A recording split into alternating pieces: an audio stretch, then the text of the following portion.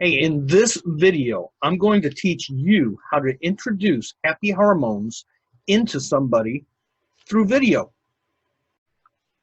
Now, why would you want to introduce happy hormones into somebody else?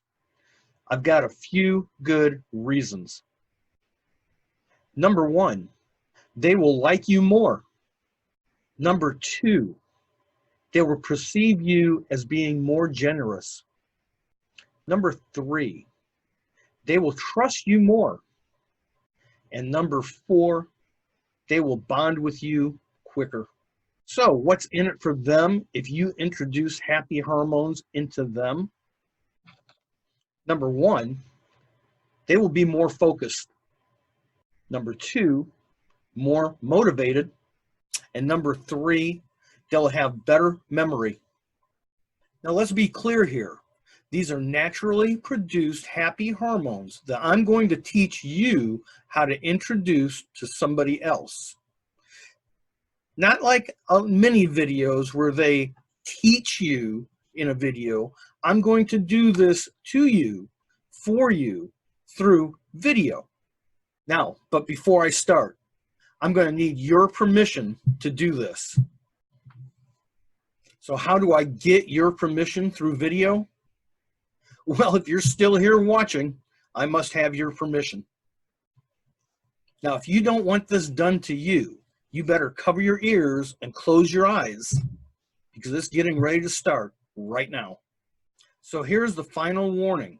By the time I'm done with you, within a couple of minutes, I will have increased the dopamine, the oxytocin, and endorphins, all naturally produced hormones within your body.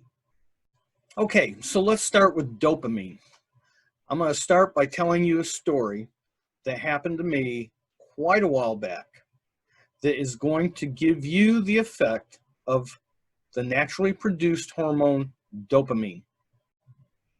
This will improve your focus, your memory, and your motivation. Okay, so for a long time, I've been helping people sell stuff with online, offline. So years ago, when I started my entrepreneurial career, I started out by selling vacuum cleaners door to door. I was really good at it. So, being good at it, the people above me decided to make me the trainer. I'm going to train other salesmen how to go out into the field, knock on doors, and show this vacuum cleaner product to people cold calling. Very difficult to do. So they put me in a class where three walls, one big window wall, and about 30 people. All these young people show up all dressed nice in the morning by 8 a.m. They're all pumped up about getting this new job. They don't know what it's about, and we don't tell them exactly what it's about. So my job is to get them interested enough to stick around until the big presentation. So here it is, 8 in the morning. I walk in, cup of coffee, trying to be as confident as I can be. And this is not my first day. So I'm in front of this class, 30 people. I'm talking, I'm explaining how life goes on and the salesman does this and we do that, and not showing a product at all to anybody. So the time comes where I've got to make the big introduction of the product. So I pull out the box and people are like, ooh, what is that? What's going on here? Big brown box, and I, gently, gingerly open it up. And I'm thinking the whole time, looking at people, oh my God, I hope they don't catch on real soon. And I whip it out of the box. And it's a vacuum cleaner. And people look and they're stunned. And they're like, oh my God, we're selling vacuum cleaners door to door. So that's the end of that. We go to lunch break. Only half the people show up. They come back from lunch. They're must be interested. They want to go ahead and proceed. So it's my job to now show them what this machine can do. If you've ever been through a vacuum cleaner sales course or had a presentation done at your home by people like Electrolux or Royal or whatever vacuum cleaner company it may be, they're going to show you how they put powder on the floor and sand on the floor and how it vacuums it up. They may change the hose from the intake to the outtake, and they hold the hose up and put a ball bearing or a marble on it, and the air is blowing it up. And everybody's going, ooh, that's neat. That's got a lot of power behind that motor. And everybody's like, wow, that's something else. So being me, I think, hey, let's show them how sturdy this machine is. So I picked it up out of the box. I grab that big long cord. It's like 20 feet long. And I pick it up and I start swinging it. And I'm swinging this vacuum cleaner. And all of a sudden,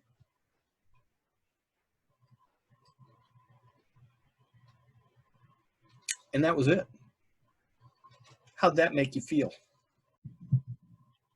So are you now frustrated with that feeling of, hey, what happened next? What went on? That you don't know what to think about what happened. Okay, so what I've just done to you is introduced dopamine into your body. Do you feel more focused on the story that I was telling you? Are you more motivated to know what happened next? That's right. That's exactly how it feels when dopamine is going through your system, in your brain. How did I do that, you ask?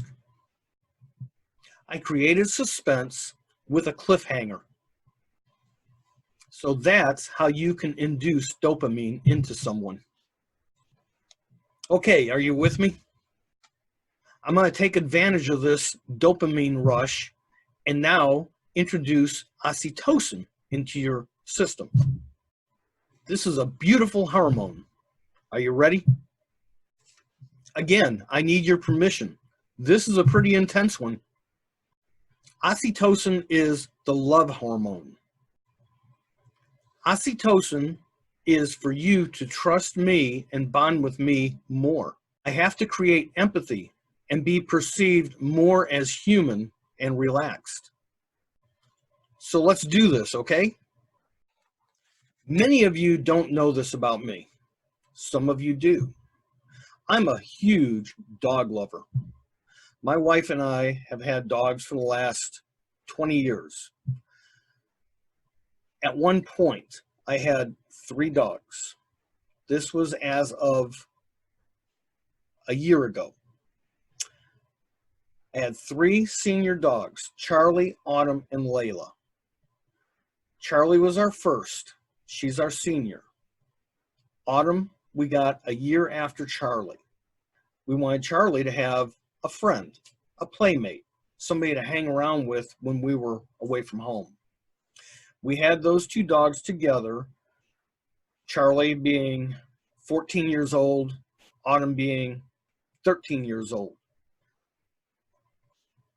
2 years ago, we found out that Autumn had a congenital heart condition.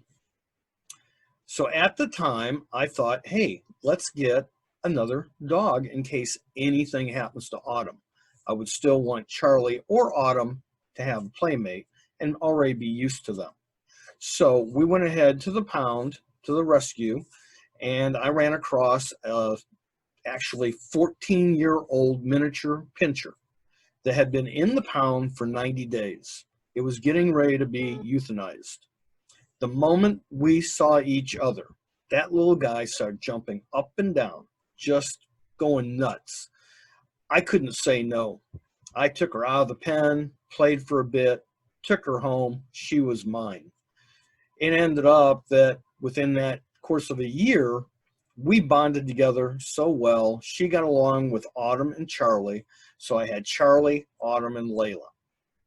Now, one morning, my wife was heading off to work, and Autumn was having a seizure. My wife had to get to this job. There was no way of calling off. And I told her, I said, if anything happens, I will take Autumn to the vet, get her checked out, make sure she's okay, and I will give you a call. So my wife heads off to work. Within minutes, Autumn collapses. I immediately pick her up. I rush her down the street to the vet, happens to be close by. The vet looked at her and said, hey, this may be it. And I was devastated. So he gave her a shot and said, possibly she'll recover, possibly not. So I scooped her up, her panting and breathing shallow and not looking real good, certainly not the frisky little dog that I've had for almost 13 years. We got home, I went inside, I laid her on the bed, and she looked at me with those big brown eyes and took her last breath. I was devastated. I'm thinking, should I call my wife? Should I let her know what happened? Second thought, I did not want to call her and tell her what happened while she's at work. It would ruin her whole day. So I had to sit all day long with this small dog that had crossed the Rainbow Bridge. Later in the bed, all wrapped up in a blanket. So my wife comes home from work later that day asking, hey, how's Autumn doing? Did she pull through? Is she okay? And my wife headed towards the bedroom. And I had to stop her and say, hey, before you get to the room, Autumn did pass away. She crossed the bridge. It was devastating to both of us. But that day was so hard on me because I had to hold in something that was killing me inside, and I knew it was going to break her heart when she got home. But that was the story. And then I had to break the news to her. And we both had to relive this throughout the day, the evening, and the weeks to come. So how do I get over something like that? By sharing with people like you. And that should have released oxytocin into your brain, your body.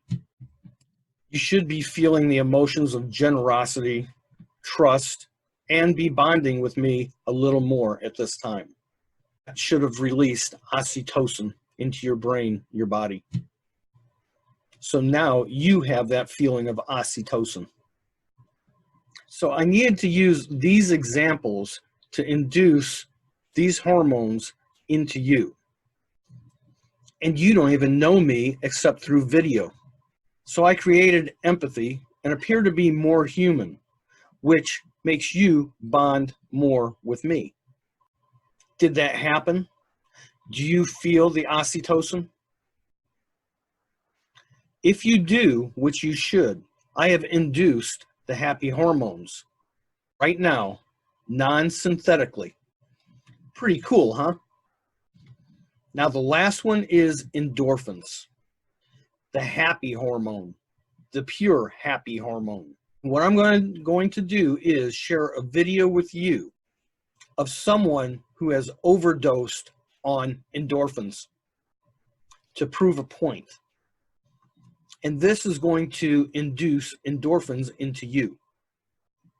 I'm going to watch with you, and I'm going to get the endorphin feeling for myself along with you. And everybody loves a happy hormone. Is that a nice chair? Yeah. Yeah, is it better than the one you have at home?